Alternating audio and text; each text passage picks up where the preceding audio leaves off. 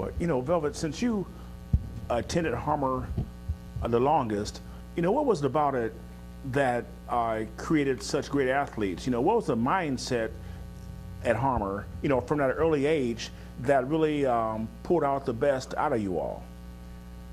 A lot of it I think you're born with, but the talent part of it, we had boundaries, and our boundaries were to stay within that radius of where we lived. And that meant we played with the same kids, and we practiced all the time, because this is what you did. We didn't have bikes at that time to ride, so we built our own pole vault, we did our own volleyball nets, and the alleyway there at the back of us was our way of running relay. So with all that practice and God-given talent that you're born with, I think that helped a lot right there. So, I don't know, it was some strong students that came from Harmer. One of our records, I think, still stand, because there's no more Harmer.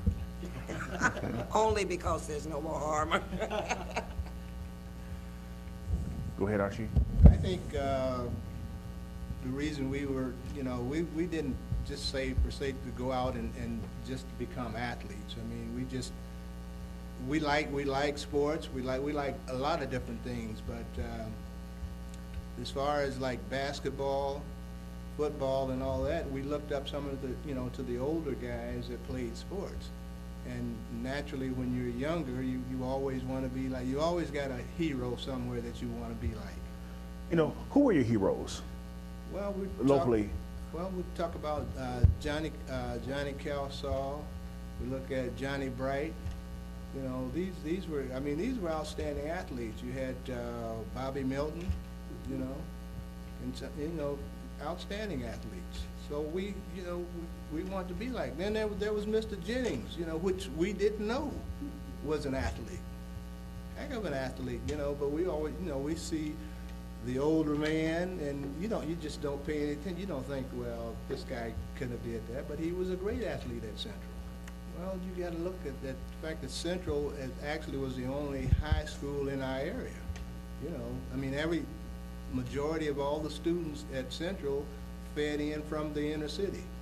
You know, we went to, like I said, we went to McCulloch, we went to Harmer, we went to James Smart, we went to Adams, Hannah School. All these guys were feeding into Central. And that's why everybody, you know, in the black community anyway, had pride in what we were doing. But, you know, one of the things I want to get at is all you blacks were, you know, primarily in the same area, you know, and then you go to Central. How was your education there? Did the teachers care about your success? Velvet? I tell you, one of the things that was unique in my situation, even at an early age when I was at McCulloch, I saw the significance of education, and I strived to be the best that I could be even back then.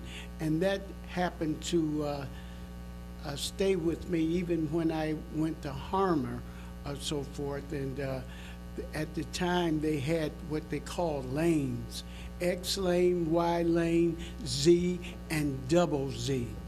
And that was intellectually where you fell into.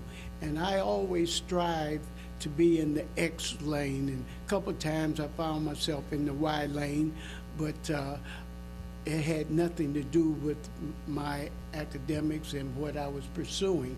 And so as I went to Central, I did the same thing. And I didn't have my mother, she was wanting me to do that, but it was something within me that I wanted. So I took all the hard subjects, the algebra, the geometry, the trigonometry, the physics, the chemistry, because I just had that within me wanting to know.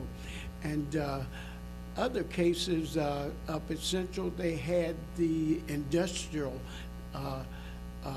diplomas, things that if you had an interest in mechanics or art or so forth, you could pursue that. because all of us are different. Everybody didn't look at the academics like I did. Some of them like to work on cars, some like to weld, some like to draw and paint, and some of the pretty girls, they like the business aspects of it, so forth, and they were studying to be secretaries and bookkeepers and that type of thing. But I was so happy with the education at Central, and even today, I'll put my education up against anybody's. Well, Velvet, you know, you just retired from being an educator, and when you look back to Central, you know, how have things changed? I mean, there's a lot of people didn't make it, you know, educationally, but some did. Were you pushed at a young age? That's why I wanted to ditto to what Rick said. Education was instilled at home. Yes. For me. Because, like I said, I can remember this like at Harmer, when we were leaving Harmer, getting ready to go to Central. So that's where the preparation started. So like I said, my parents were really strict on this, and then we had just each other.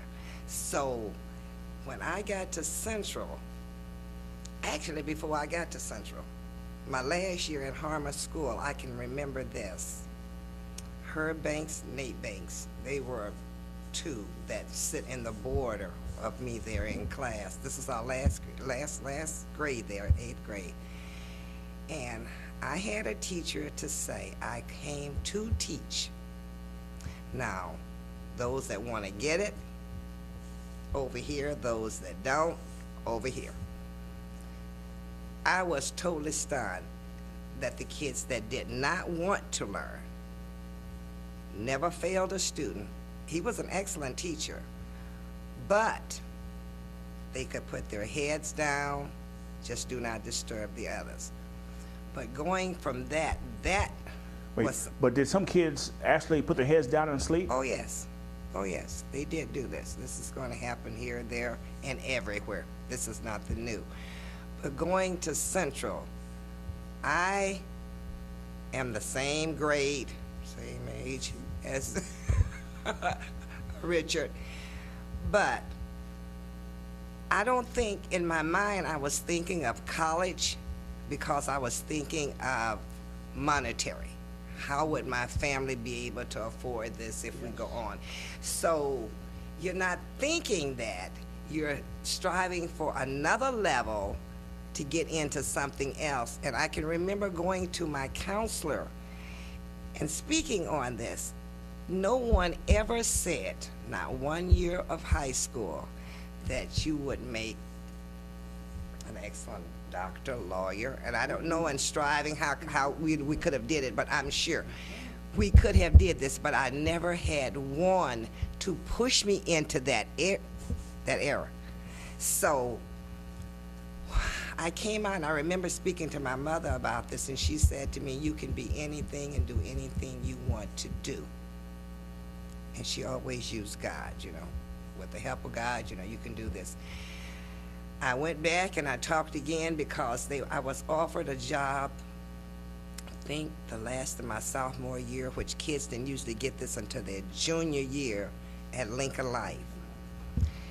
And I had the opportunity to get this job as a sophomore. And an attorney called, I remember the name, that they wanted to hire me that summer to work. And so my last name was a Fuller, Van Pelt, and I never forget walking in to this. I didn't have to go to interview. They had already interviewed us at school, but no one had met me there. And I went in, and I sat, and I'm waiting, you know, to sign the papers, and the lady said, well, we have one person coming before you.